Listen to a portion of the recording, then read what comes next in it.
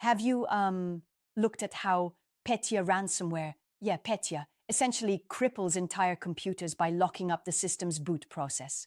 It's almost like someone taking away your car keys and then demanding payment to give you them back.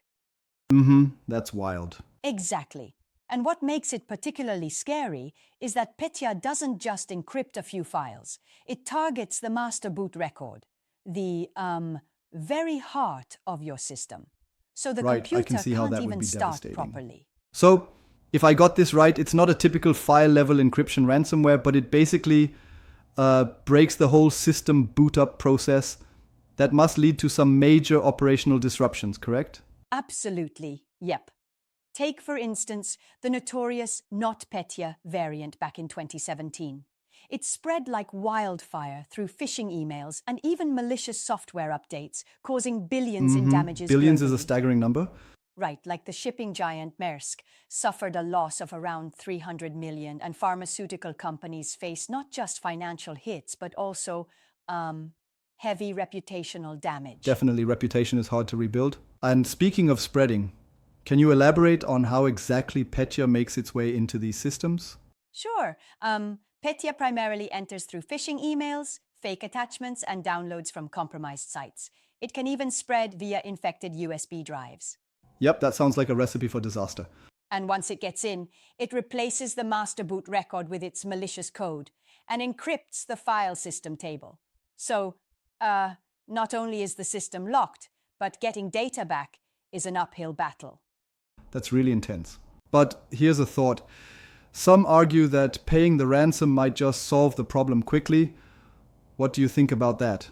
Well, that's a dangerous gamble.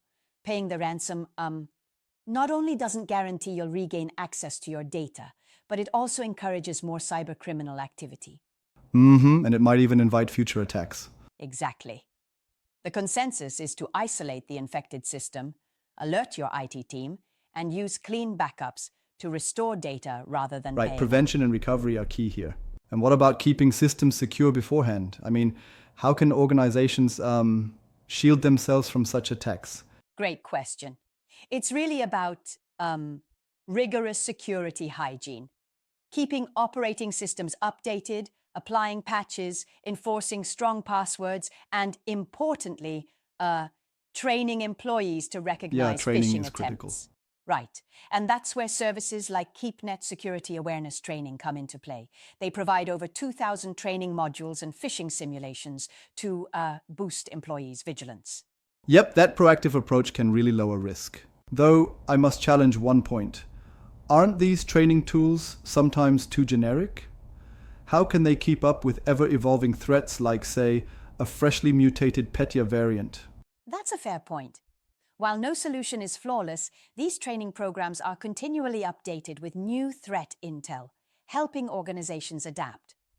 Plus, automated training based on real behaviors ensures a more tailored approach. That adaptability is crucial. Exactly. It's all about building a resilient security culture, where regular updates and continuous learning form the backbone of Indeed, defense. that's the way to fight back against these evolving threats. So, remember, in the battle against Petya ransomware, prevention through updated systems, robust training, and vigilant employee behavior is your best weapon. Absolutely, staying one step ahead can make all the difference.